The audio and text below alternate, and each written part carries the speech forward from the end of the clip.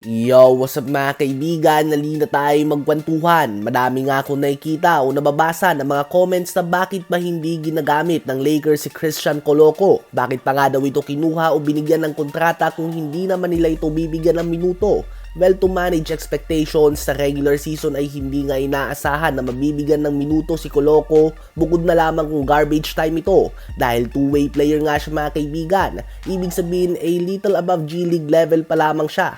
Subalit ang totoong dahilan kung bakit hindi siya ginagamit ng Lakers ngayong preseason kung saan may pagkakataon nga sana siya na magpasikat at magpakitang gilas upang mapadami ang kanyang minuto sa regular season, ito nga ay dahil sa hindi pa siya nakiklear o pinapayagan ng NBA na maglaro dahil sa kanyang medical issue na blood clot.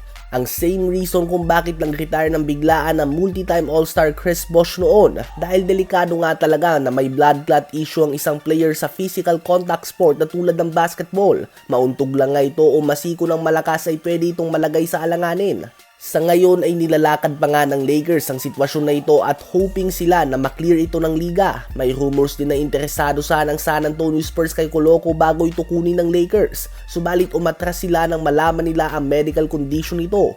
At dahil pending pa nga ang kanyang status at dahil isang buwan pa na out si Christian Wood at dahil din gusto nga talaga ni Anthony Davis na maging power forward ulit, ang Lakers ay naghahanap pa ng center ayon kay Shams ng ESPN.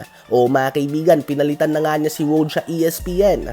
Sa ngayon ay si Jackson Hayes lang nga ang center ng Lakers. Si Anthony Davis nga ay naturally power forward. Ganun din si Christian Wood. Gusto nga ni Redick na maglalaro sila ng kanilang mga natural positions at ayaw niya ng positionless basketball. Ano ba masasabi niyo tungkol dito?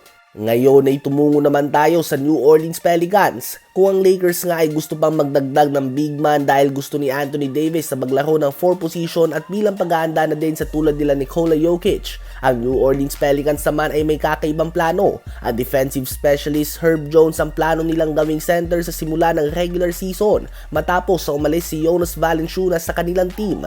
Defensive specialist nga si Herb Jones, subalit may height lamang siya na 6'7". Imagine ka ba nakaharap nila si Wemby o kaya naman si Jokic? Kahit nga si Davis o si LeBron ay mahihirapan na silang depensahan ito sa pinta. Ang ganda na nga sana dahil may point guard at shooting guard sila kay CJ McCollum at DeJounte Murray na parehong 6'5". Mga big guards nga ito mga kaibigan. Ganun pa man sasamahan sila ni Brandon Ingram, Zion Williamson at Herb Jones. Oversized nga ang kanilang guards, subalit undersized naman ang kanilang 4 and 5 at manipis din si Brandon Ingram para sa forward spot. So magiging interesting nga ang eksperimento na ito ng Pelicans. Asahan na mapapadalas ang paggamit nila ng zone defense upang maiwasan ang mga mismatch sa isolation sa poste. Asahan din na madalas ay switch everything ang kanilang depensa given na halos magkakahit lang nga ang kanilang buong starting 5 at asahan din ng mas mabilis na pace ng kanilang opensa. Ano ba masasabi nyo tungkol dito?